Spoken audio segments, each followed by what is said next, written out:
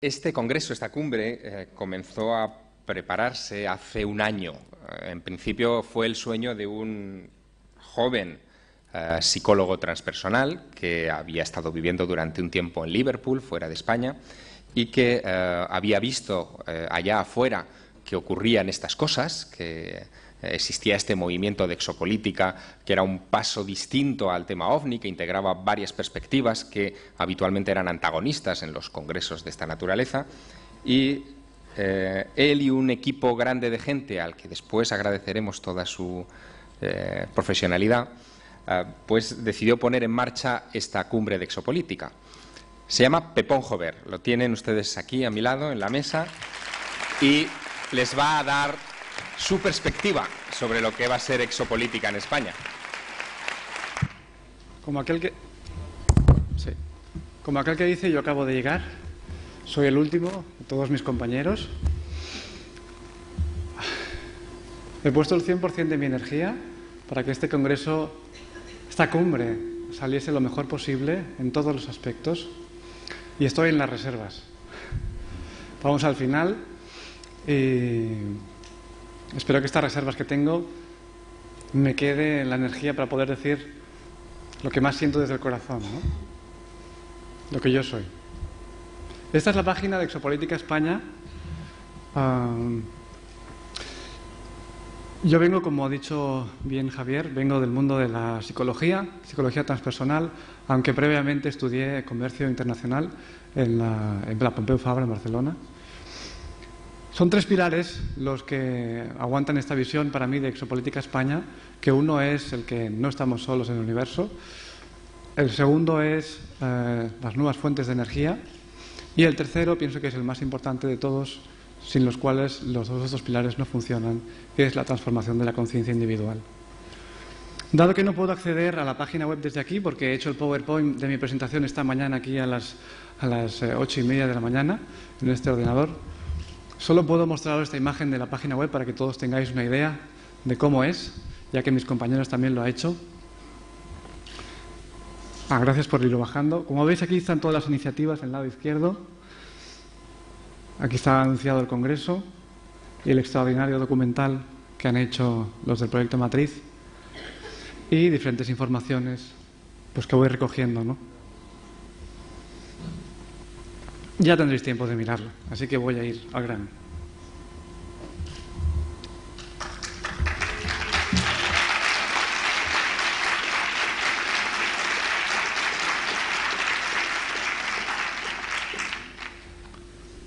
Pienso que lo más importante de todo es el despertar.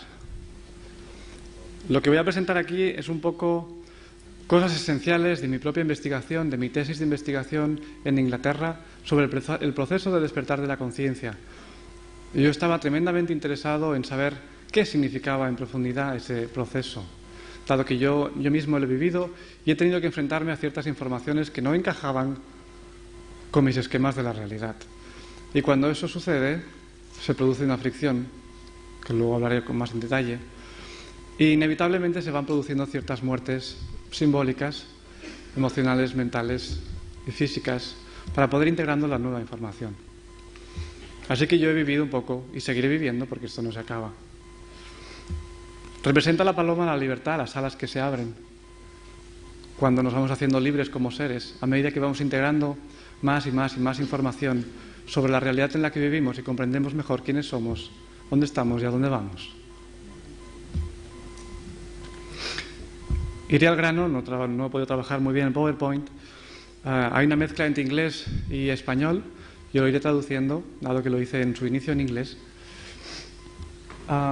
Estas imágenes de aquí, que tenéis aquí el gusano, que podemos ser todos nosotros en diferentes etapas, podemos ser siempre gusanos, que sufren una metamorfosis, una muerte, para volver a renacer en algo tan maravilloso como una mariposa que vuela y que desde el cielo puede acceder al cosmos. Y como decía Bob Dylan, nosotros tenemos el origen y el destino en el cosmos, y ahí iremos con nuestras alas. ¿Veis ahí una flor, que es la flor de loto, que para mí representa la conciencia que se abre a medida que va despertando, a esos 4 cuadrantes que ahora explicaré, que es un cuadrante interno, cuadrante... Bueno, luego lo explico. Para los que hablan inglés podéis leerlo en inglés y para los que hablan español lo voy a leer en español. El proceso de despertar, que para mí es la conclusión, una de la tesis de investigación es un poco la conclusión. El proceso de despertar es un viaje de transformación personal que consiste en reconocer y encarnar nuestra naturaleza multidimensional en cada aspecto de nuestras vidas, abriendo nuestra conciencia a los múltiples niveles y realidades de la sociedad, del planeta y el cosmos en el que vivimos, llegando a ser seres más conscientes, más coherentes, responsables y con mayor compasión para poder servir al mundo.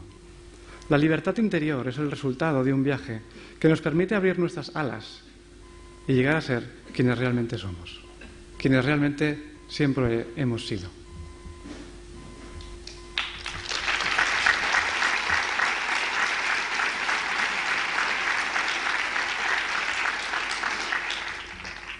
Pienso que el mito de la caverna de Platón, que estoy seguro que muchos de vosotros conocéis desde el colegio, y seguro que hay filósofos por aquí que lo conocen bien o que estén interesados en la filosofía, el mito de la caverna de Platón pienso que describe muy bien ese viaje que acabo de describir, de pasar del mundo de las sombras, de una realidad de sombras, a una realidad en la que las sombras se difuminan. Lo voy a explicar muy brevemente.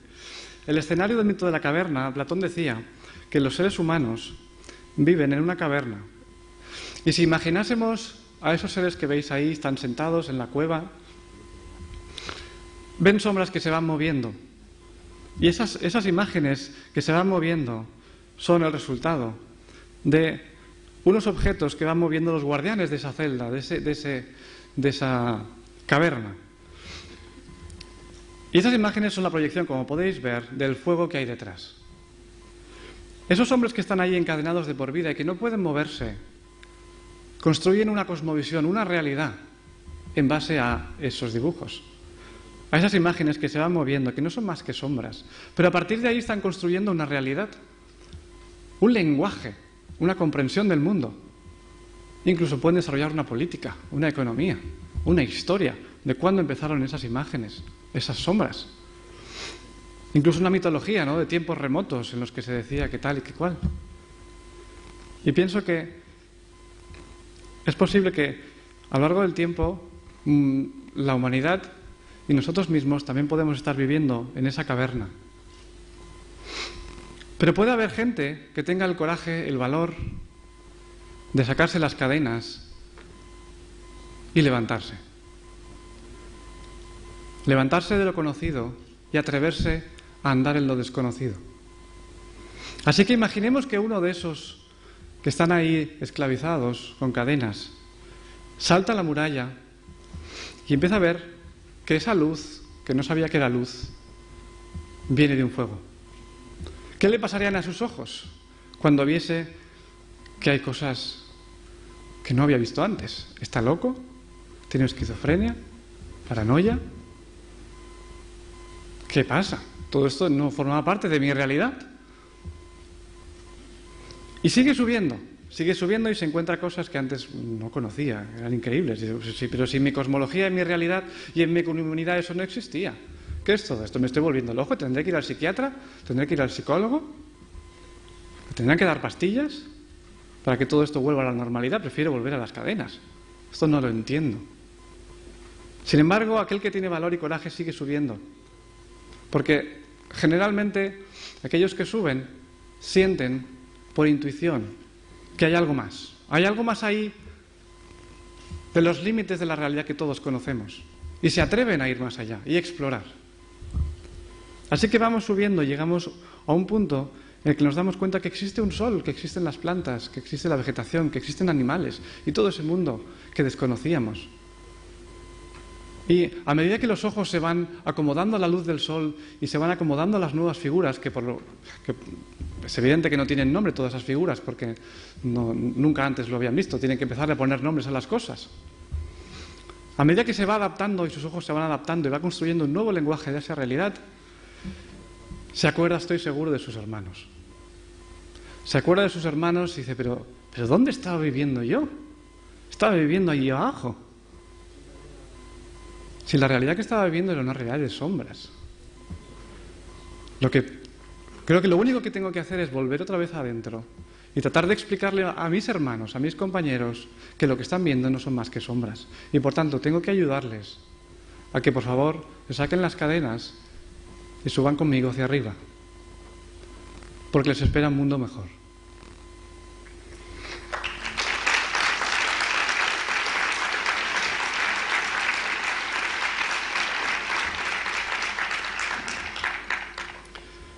Desde la psicología, estoy seguro que muchos conocéis ese término, que es la disonancia cognitiva.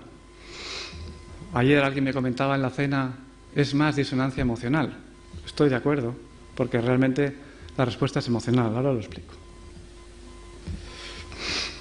El psicólogo social Leon Festinger, en los años 50 y 60, desarrolló en la Universidad de Stanford una influyente teoría sobre la interacción social. Su libro, La teoría de la disonancia cognitiva, del 57, habla sobre las creencias de las personas y sus interacciones. Las creencias que todos tenemos, y yo también tengo, deben ser acordes unas con las otras y, por lo tanto, debe haber cierto grado de equilibrio y coherencia entre ellas. De esa manera nos sentimos seguros, tenemos un espacio de seguridad interno y nos sentimos confortables. Pero la persona necesita encontrar esa confirmación externa de sus ideas para sentirse segura. Así que se reúne con aquellas personas con las que confirma esa versión de la realidad. Así que normalmente nos reunimos, comemos, cenamos y estamos con esas personas que confirman nuestra realidad. Pero muchas veces ocurre que nos presentan información que no cuadra con nuestros esquemas. ¿Qué es lo que le pasa a ese héroe que sube hacia arriba y descubre cosas que no encajaban con su realidad? Así que esos esquemas chocan e inducen a un estado desagradable, de malestar interno e incluso de violencia. Eso lo llamó disonancia cognitiva. Y empieza en la mente, empieza en los conceptos, empieza en las ideas, en las teorías, y eso se traslada a nivel emocional, porque es desde el punto de vista emocional, desde la reacción emocional, que nos relacionamos con el mundo, nos enfadamos con el mundo, nos enfadamos con otras cosmovisiones porque no las entendemos y queremos que sean como las nuestras.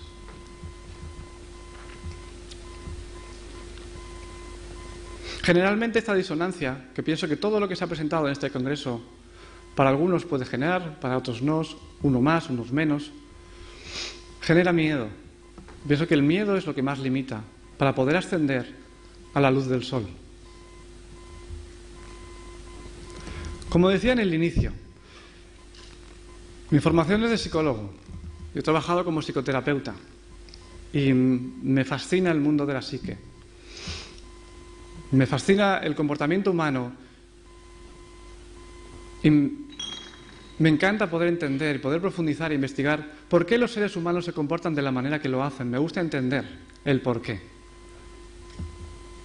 Y como decían muchos investigadores, entre ellos Freud o Sigmund Freud y Carl Jung, todos habéis oído que hay un inconsciente y que hay un consciente. Si imaginásemos ese inconsciente que habéis oído que es como un iceberg, en el que solamente lo consciente es la punta del iceberg, todo lo demás es inconsciente, nuestro comportamiento en el día a día suele ser inconsciente porque somos reactivos, somos autómatas. Actuamos, pero no nos paramos a pensar por qué actuamos y de dónde vienen las causas de ese comportamiento. Así que la mayor parte del día reaccionamos emocionalmente, pero no tratamos de parar y desarrollar esa autoconsciencia que nos permite observar, comprender el por qué hacemos las cosas que hacemos. Así que si la conciencia fuese el centro, donde pongo ego CSS, que es conciencia, esa conciencia que está en blanco, tenemos que expandirla para que vaya abarcando todo lo que es oscuro, porque todo lo oscuro es lo que no es consciente de la conciencia, que es a mi mente. Yo soy consciente de que estoy aquí, soy consciente de que estáis ahí, y soy consciente de lo que estoy diciendo, creo. Pero no soy consciente de cosas que están pasando, que no puedo ver, que no puedo percibir.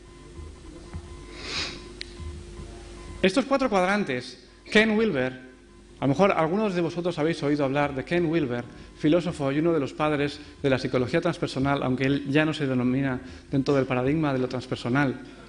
Creo que tiene un gráfico muy útil para comprender ese despertar de la conciencia integral, porque pienso que la conciencia debe expandirse en los 4 cuadrantes. Voy a explicar cuáles son esos 4 cuadrantes, porque yo vengo del primer cuadrante y no conocía nada del 4 cuadrante. Nada. Yo venía del mundo de la meditación, del mundo del yoga, del mundo de la reflexión, pero no conocía nada ni de política, ni de economía, ni de lo que estaba pasando en los gobiernos, ni detrás de ellos. Sin embargo, pienso que ese despertar tiene que abarcar los 4 cuadrantes. El primer cuadrante es el mundo interior. Son mis pensamientos, soy quien soy, toda mi multidimensionalidad interna, mis emociones, mi propia sombra personal, que todos lo tenemos, al igual que este atril tiene una sombra cuando se le proyecta la luz. Está aquí la sombra. Todos tenemos sombra. Pero la mayor parte de las veces no somos conscientes de esa sombra, y esa sombra es la que gobierna nuestro comportamiento. El proceso terapéutico consiste en hacer consciente ese inconsciente para poderlo integrar en la conciencia que no domine nuestro comportamiento. Esa parte interna tiene una parte externa, que es lo que hacemos en el mundo. ¿Qué hacemos cada día? ¿Qué hacemos en el trabajo?